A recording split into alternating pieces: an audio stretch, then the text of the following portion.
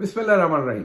आजकल आप एक तनकीद बहुत सुन रहे हैं जो मरियम सफदर और मुस्लिम लीग नून के और लोग तानाजनी कर रहे हैं पाकिस्तान तहरीक इंसाफ के ऊपर, और उनके बहुत सारे हवारी जो मीडिया के लोग हैं या उनका उनका जो अपना मीडिया सेल है उसके अंदर जो सहाफ़ी शामिल हैं वो कि पाकिस्तान तहरीक इंसाफ के लोग धड़ाधड़ पार्टी छोड़ रहे हैं। पाकिस्तान मुस्लिम लीग नून पर भी मुसीबतें आई थी, उन्होंने तो पार्टी नहीं छोड़ी थी। तो क्या पाकिस्तान मुस्लिम लीग नून के लोग ज्यादा स्ट्रॉन्गर थे और पाकिस्तान कमिटेड थे, और पाकिस्तान तहरीक इंसाफ के लोग कमिटेड नहीं है, स्ट्रॉन्गर नहीं है? तो ये एक नैरेटिव स्पिन किया जा रहा है, मार्केट में दिया जा रहा है। तो इस पर मैं आज बात करना चाहता हूं।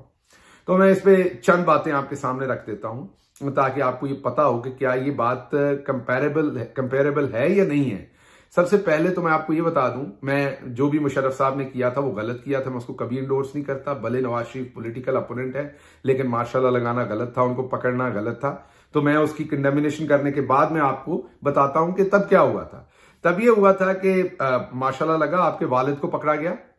मैं आपको बता दूं कि जो मेरी इंफॉर्मेशन है वो ये है कि कोर कमांडर मंगला की जो रेजिडेंस थी या उनका कोई गेस्ट हाउस था रावलपिंडी के अंदर, शुरू में वहां पर उन्हें रखा गया। 4 स्टार 5 स्टार लिविंग थी वो। उसके अंदर शहबाज शरीफ वो और एक पार्टी के आपके और रुकन थे, कोई एक कैटेगरी में से नहीं थे वो, लेकिन उनको भी वहां रखा गया क्योंकि वो हादसाती तौर पर वहां पर थे जब आपके वालिद को गिरफ्तार किया गया। तो उनको भी साथ लाया गया और उनको भी वहीं पर रखा गया।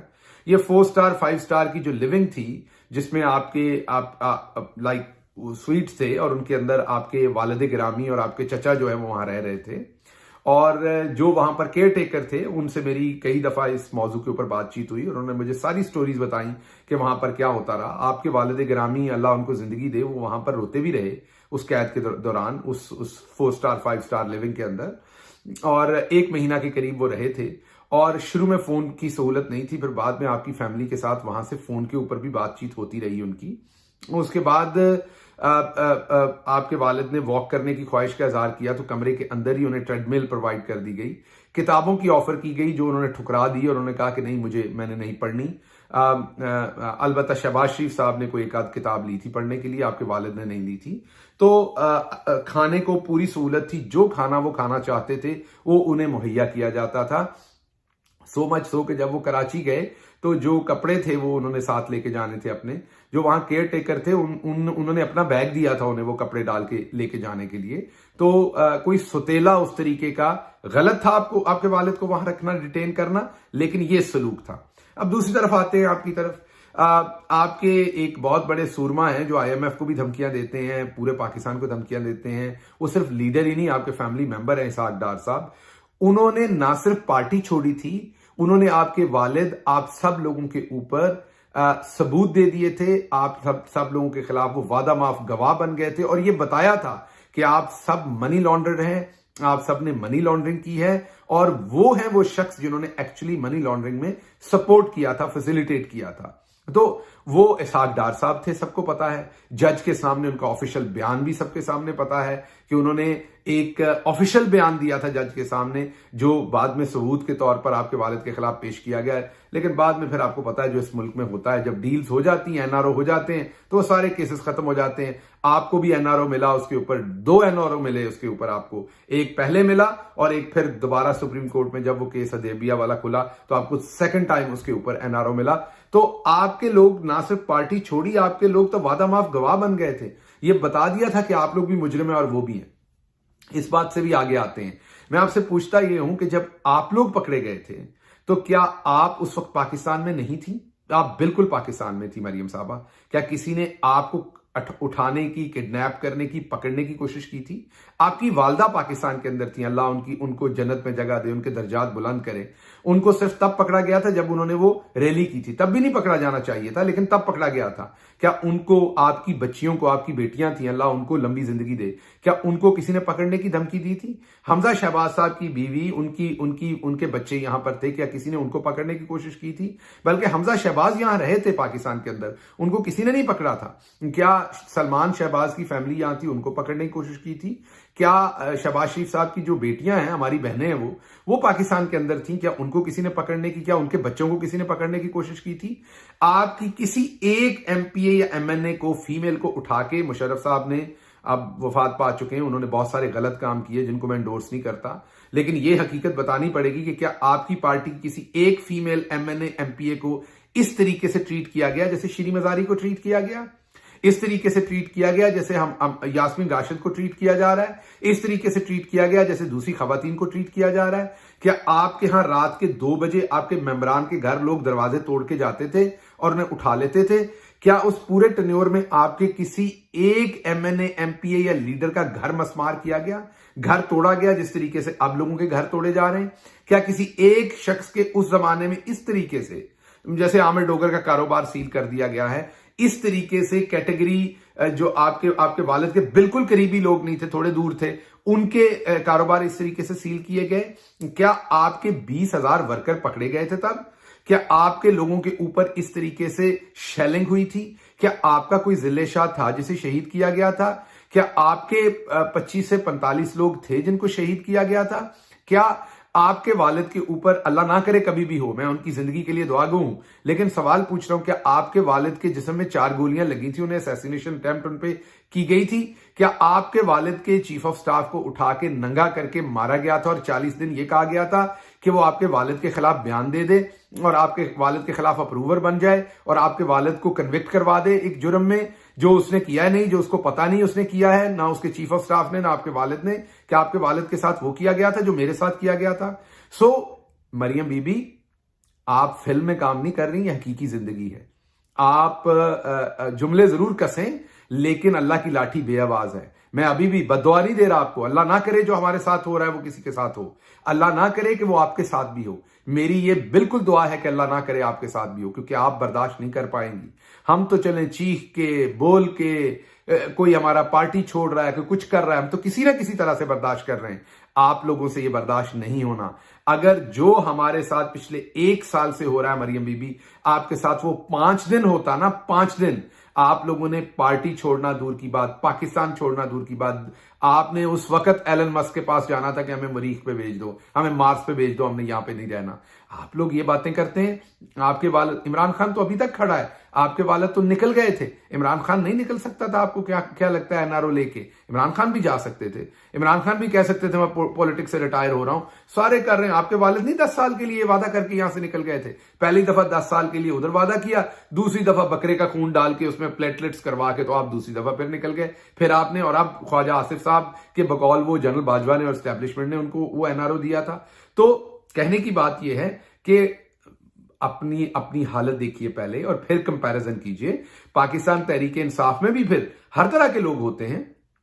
सारे जुल्म, सारी ज्यादती के बावजूद आप देखिए, असद उमर साहब ने पार्टी नहीं छोड़ी, उन्होंने ओहदा छोड़ा क्योंकि उन्हें पता है कि वो ओहदे पे रहेंगे तो उनको दोबारा अंदर डाल देंगे, काम भी नहीं कर सकेंगे कोई पार्टी के लिए, उस ओहदे के लिए भी काम नहीं कर सकेंगे, वो फिर भी पार्टी में रहे।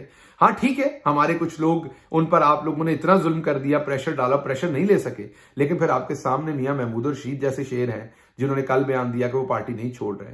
आपके सामने यास्मीन राशिद हैं जिन्होंने पार्टी नहीं छोड़ी। आपके सामने और बहुत सारे लोग हैं जो पार्टी, उमर सरफराज चीमा है, वो पार्टी नहीं छोड़ रहे हैं, उनके ऊपर भी आपने जुल्म किए हुए हैं, जेलों में रखा हुआ है। तो हर वर्कर, हर लीडर एक जैसा प्रेशर नहीं ले सकता। मैं क्योंकि 40 दिन इस सारे प्रोसेस में से गुजरा हूं, मुझे पता है कि मेरे से क्या डिमांड्स थी। मुझे भी इसी तरीके से एक प्रेस कॉन्फ्रेंस करनी थी, वीडियो बयान करना था। हाँ, उसके बाद इमरान खान साहब जेल में होते, जिंदान में होते, उनके ऊपर वही गद्दारी और बगावत का जो मेरे पे केस था वो उन पे चला जाता और मैं रिलीज हो जाता। हाँ, लेकिन वो फिर जिंदगी थोड़ी मेरे लिए मुश्किल होती, मैं शायद शर्मिंदा होता अपने किए के ऊपर।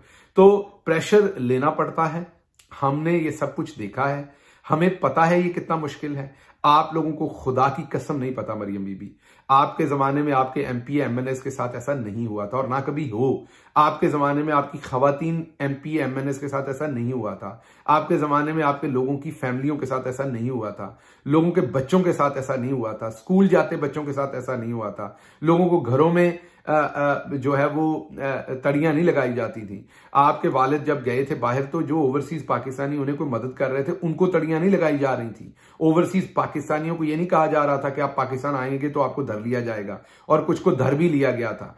आपकी जो कोई सपोर्ट में कोई फेसबुक पोस्ट लगाता था उसे उठा के नहीं लेके जाया जाता था। मैं ये नहीं कह रहा वो बड़ा रंगीन जमाना था और बड़ा सरसब्ज था और आप पे तो कोई जुल्म ही नहीं हुआ, बिल्कुल हुए थे। बिल्कुल, लेकिन उनकी उनका जो प्रपोर्शन था वो आज बिल्कुल कंपेरेबल नहीं है। और जो लफाफे आपके साथ हैं सहाफ़ी ऐसे जो इस चीज पर बगलें बजा रहे हैं, जिनको शर्म नहीं आई अरशद शरीफ के शहीद हो जाने पर, जिनको आज समी इब्राहिम के पकड़े जाने के ऊपर ठट्ठा उड़ा रहे हैं, इमरान रियाज के पकड़े जाने पर ठट्ठा उड़ा रहे हैं। हवा किसी की नहीं है, दिया आपका भी बुझना है, ये आपकी तरफ भी आनी है, आपको बड़ी खुशियां हो रही हैं। और थोड़ा सा कई लोगों की जो हमें सारी उम्र बताते रहे हम बड़े लिबरल हैं, हम बड़े कानून पसंद हैं, हम बड़े डेमोक्रेटिक हैं, उनकी भी सारी जो ऊपर से उनका खोल उतरा है। तो वो कहते हैं ना कि नरम आवाज भली बात मुहज्जब लहजे, पहली बारिश में ही सब रंग उतर जाते हैं। तो बहुत सारे लोगों के वो सब रंग जो हैं वो पहली बारिश में ही उतर गए हैं। और मैं आपको ये बड़ी वाजे कर दूं बात कि उस सब के बावजूद कि आप लोगों के कभी इस तरीके से घर मसमार नहीं किए गए, गेट नहीं तोड़े गए जैसे इमरान खान के तोड़े गए, परवेज अलाई के तोड़े गए। आप देख सकते हैं क्या कुछ नहीं हुआ, कोई वर्कर्स के ऊपर वो तशद्दुद, औरतों पे वो तशद्दुद, उसके बावजूद इमरान खान ने अभी तक एनआरओ नहीं मांगा। इमरान खान डट के खड़ा है। अब मैं क्विकली बात कर लूंगा, आज मलिका बुखारी को से प्रेस कॉन्फ्रेंस करवाई गई पूरा प्रेशर देके। मलिका बुखारी बैरिस्टर थी, पढ़ी लिखी थी, हमारी दोस्त हैं, उन्होंने बहुत अच्छा काम किया। वजारत कानून में वो पार्लियामानी सेक्रेटरी थी, उन्होंने उस वक्त के जो वजीर कानून थे, वजारत कानून थी, उसके साथ मिलके खवातीन की प्रोटेक्शन के लिए, सेक्सुअल अब्यूज के खिलाफ, वरासत के कवानीन के खिलाफ के हक में और खवातीन के ओवरऑल हकूक के बारे में उन्होंने बहुत सारी लेजिस्लेशन की। एक पढ़ी लिखी बैरिस्टर, उनका 10-12 साल का एक छोटा बेटा है, उनके शौहर एक वर्किंग है, प्रोफेशनल है, उनका पॉलिटिक्स से कोई लेना देना नहीं है। ब्रिटिश नेशनैलिटी थी उनकी, वो उन्होंने छोड़ी पॉलिटिक्स के लिए। और उसके साथ उनको जिन हालात में उनको भी जेल में रहना पड़ा वो सबके सामने है। कोई भी शख्स अपनी इज्जत बचाने के लिए, कोई भी खातून अपनी इज्जत बचाने के लिए, या तो उसने माल खाया हो ना, उसने बड़े बड़े अपार्टमेंट्स लिए हैं, उसने अरबों रुपया खाया हो, तो फिर तो समझ आती है कि आपके पास चॉइस होती है या अरबों रुपया दें या जेल में रहें। तो आप अरबों रुपया नहीं देना चाहते तो आप जेल में रह लेते हैं। लेकिन एक शख्स को बेकसूर डाल दें और उसको ये भी ना पता हो उसने कब बाहर आना है, और उसको बताया जाए कि सिर्फ प्रेस कॉन्फ्रेंस करो तो आपने बाहर आना है, तो फिर नेचुरली सारे लोग यास्मीन राशिद की तरह के तगड़े नहीं होते। सारे लोग जो हैं वो उस प्रेशर को बहुत लंबा अरसा नहीं ले पाते। शरीफ लोग जो होते हैं, आपको कंपेयर करना पड़ेगा। आप अपने किसी एक बंदे को कंपेयर करें, आप हमारे लोगों को कंपेयर करें और अपने करें। आपके पास ज्यादातर कौन लोग हैं जो आदि मुजरिम हैं, जो पहले जेलों में रह चुके हैं, जिनके ऊपर मुतअद्दिद मुकदमात हैं, किसी ने कत्ल किए हुए हैं, किसी ने कब्जे किए हुए हैं, किसी ने चोरी डाके, हर तरह के उनके ऊपर पर्चे हैं, वो क्रिमिनल लोग हैं, वो अपने अपने इलाकों में बड़े बड़े बदमाश मशहूर हैं। और दूसरी तरफ हमारे पास कौन है? हमारे पास उमर सरफराज चीमा है, हमारे पास प्रोफेशनल लोग हैं। आप देख लीजिए, हमाद अजहर जैसे लोग हैं जिनकी बहनों को उठाने की धमकी दी जा रही है। आपके किसी लीडर को यह धमकी दी गई थी या उसके वालिद को यह धमकी दी गई थी कि बहनों को उठा लिया जाएगा? आपका कोई उस्मान डार था जिसकी वालदा को जाके ये कहा गया था मुशर्रफ साहब के जमाने में कि अगर उस्मान डार घर ना आया तो उसका रेप कर देंगे? ये आपके किसी उस्मान डार, आपके किसी हमाद अजहर या आपके किसी लोगों के साथ ये हुआ था? बिल्कुल नहीं हुआ था मरियम बीबी। इसलिए जो आपके हवारी और तमाम लोग ये सारा नैरेटिव बिल्ड कर रहे हैं, ये नैरेटिव ना बिल्ड कीजिए। हमने ये सब कुछ देखा है, हमने आपको भी देखा है, हमने अपने ऊपर जुल्म को भी देखा है। इसका अशरे अशीर नहीं था ये जो कुछ हो रहा है, लेकिन उसके बावजूद कप्तान डटा हुआ है। हमारे लोगों से छुड़वाया जा रहा है, बयान दिलवाए जा रहे हैं। मैं आपको ये बता दूं, इमरान खान अकेला भी रह गया। आप लोगों ने जो भी जुल्म करने हुए कर लिए, इमरान खान अकेला भी खड़ा हुआ, हम सब भी छोड़ गए। पाकिस्तान की पूरी कौम भी इमरान खान को छोड़ दे, जो कि नहीं छोड़ेगी मुझे पता है, लेकिन पूरी कौम भी छोड़ दे अगर इमरान खान अकेला भी हो। मैंने इमरान खान के साथ साई की तरह साथ उनके काम किया हुआ है, मैं उनको जानता हूं, वो अपने असूलों से पीछे नहीं हटेंगे। हाँ, उनको इस टाइम बड़ी तकलीफ है जो उनकी खवातीन वर्कर्स के साथ किया जा रहा है, जो उनके खवातीन मेंबरान पार्लियामेंट के साथ किया जा रहा है, इसकी उनको तकलीफ है। लेकिन कोई बात नहीं, अल्लाह ऊपर बैठा हुआ है। इन्नल्लाह माअस साबिरीन। इस टाइम सारी चीजें आपके हक में है, हवा भी आपके हक में है, आग भी आपके हक में है, घोड़ा भी आपके हक में है, सब कुछ आपके हक में है। लेकिन ये याद रखें, ये चीजें किसी की नहीं होती, ये वक्त बदलना है। इसलिए ताने मत दीजिए, हालात का दानिशमंदाना तरीके से तज्जिया कीजिए। पहले आप लोग अपनी करप्शन की वजह से मुसीबत में आए थे, लेकिन अब की बार आप कहीं लोगों की बद्दुआओं की वजह से मुसीबत में ना आ जाएं। इसलिए मेरा आखिर पे आपसे रिक्वेस्ट है कि इस तरह की बातों में मत पड़िए।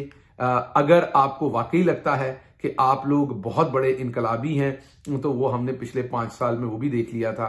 आपको आपका ट्विटर भी 6 महीने तक बिल्कुल साइलेंट मोड पे रहा था, 7 महीने तक, जब तक आप एनआरओ लेके बाहर नहीं निकल गई थी। हमने सब कुछ देखा हुआ है, हमसे कुछ नहीं भूला हुआ। आपके वालिद साहब जब हॉस्पिटल गए थे, जेल में मैं उन्हें मिलता रहा हूं, सब कुछ देखा हुआ है। बुरा वक्त है, हम इसे गुजार रहे हैं, इंशाल्लाह ये गुजर जाएगा। गुजर जाए तो तारीख लिखेगी कि किसने क्या किया। ये ज़हन में रखिएगा कि जिस इमरान खान को मैं जानता हूं, वो आपसे इतना कम ज़र्फ कभी नहीं होगा, वो इस तरह के बदले कभी नहीं लेगा, वो औरतों और बच्चों तक कभी नहीं जाएगा। आप सबका बहुत शुक्रिया वीडियो सुनने का। इंशाल्लाह अगली वीडियो में मजीद टॉपिक्स हैं जो आजकल से रिलेटेड हैं, उनको डिस्कस करेंगे।